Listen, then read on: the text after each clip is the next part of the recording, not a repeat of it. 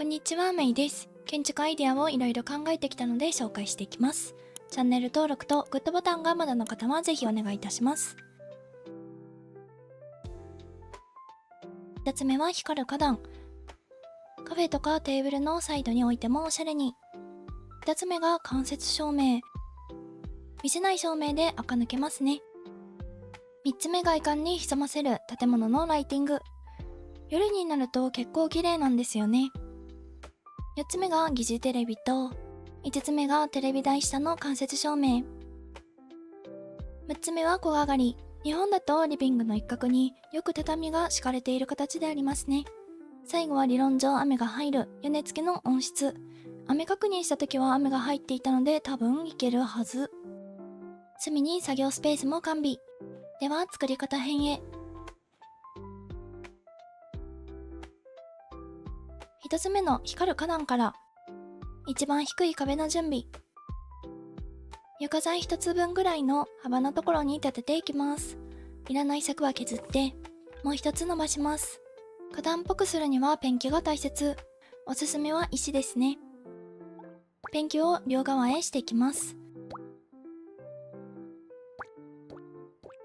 飛び出た部分を塞ぎます。これで花壇の側だけ完成しました。花壇の内側をボブ家具屋で買える草地にします。星を消費しても買いたい建材の一つですね。こちらもボブから買える青いアジサイ。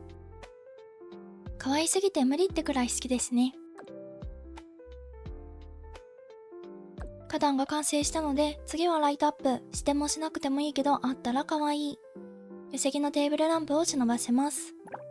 リメイクでした部分を緑にするとなおよし。草と草が重なってる真ん中ら辺に置きます。これで光る花壇の完成。家の中に置くのもよし、家の外に置いても可愛い。あれ、ランプが置けないって場合は多分草の間が狭いかも。そんな時は草との間を広げてね。草があれば序盤から割とできるのでぜひやってみてください。2つ目の間接照明は新しいお家でやっていきます。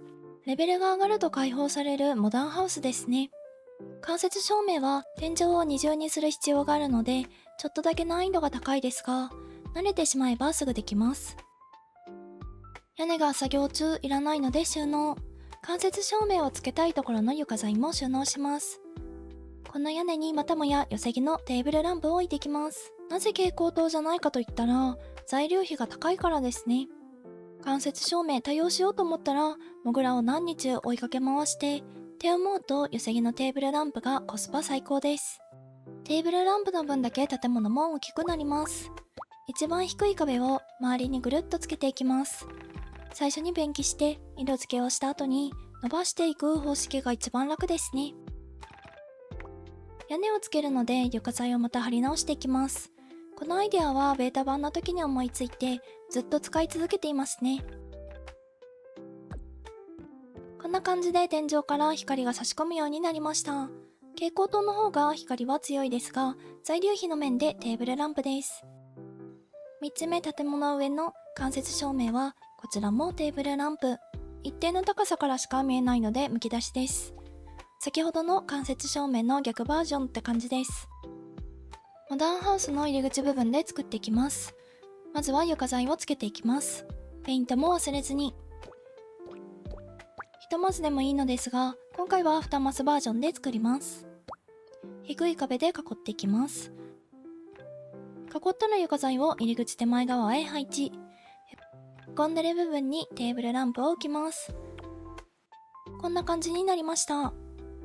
近くに階段もベランダもあるので見えてしまうためアレンジをしていきます。1つ目に紹介した光る花壇の応用です。1マスの床材に低木は3つから4つぐらい置けるのでギュッと詰めてモサモサにしていきます。柱の位置も手前側に調整。これで外観を照らすライトの完成。階段上がって確認タイム。ちょっと見えるのでさらなる改良が必要ですね。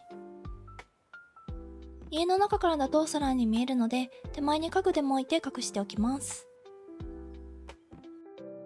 4つ目の疑似のテレビと5つ目の床下間接照明を作っていきます。まずは床下の照明から、床材を使って1マス目くらいの高さに配置。ここはテーブルランプではなく天井につけるタイプの蛍光灯、壁側ギリギリに配置します。簡単ですがコストは高いので1つのみ。それでは疑似テレビ行ってみましょう。壁が一番高いタイプになっているのでテレビ面のみ収納。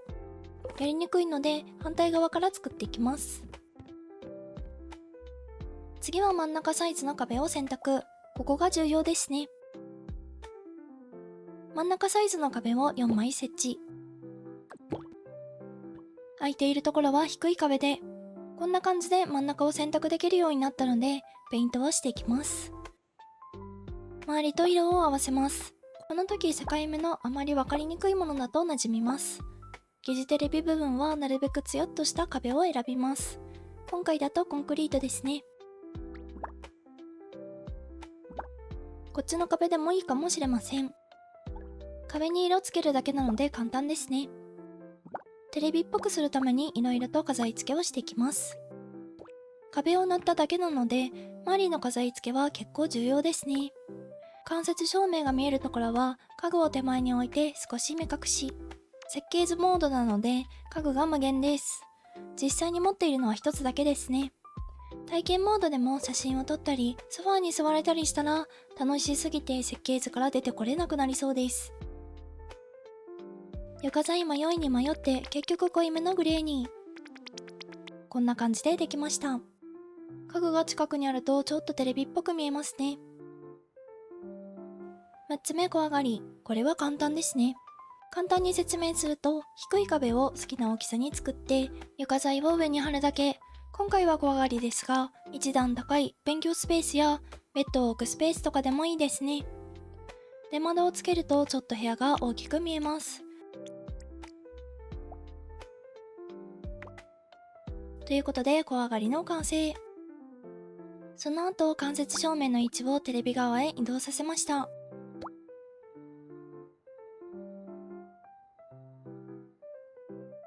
6つ目の屋根はあるけど雨が降る温室を作ります。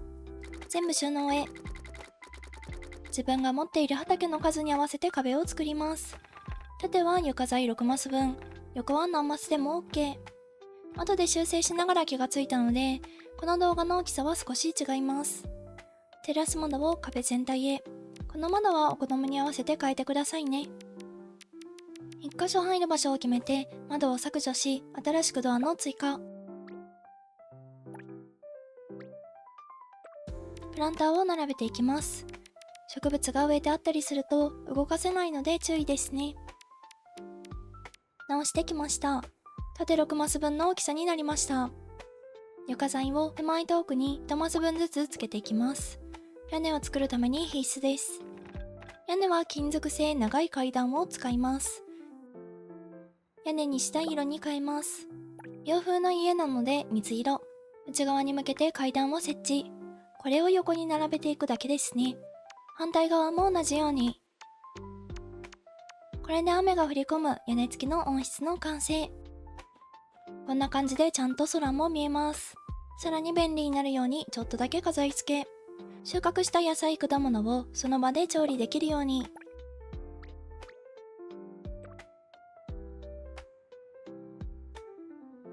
肥料作りのための製作台。草で隠します。こんな感じで完成です。料理中、外にいる人と目が合う設計です。ちなみに雨モード。中に入ってみるとちゃんと雨が降り込んでいました。赤な階段で試したことはないのですが、スケルトン階段系だと雨が降り込んでくるのかなと思っています。建築アイデア集はいかがだったでしょうか。チャンネル登録とグッドボタンがまだの方はぜひお願いいたします。SNS もやっているのでぜひお気軽にフォローしてくださいね。最後まで見てくださってありがとうございました。また次回の動画でお会いいたしましょう。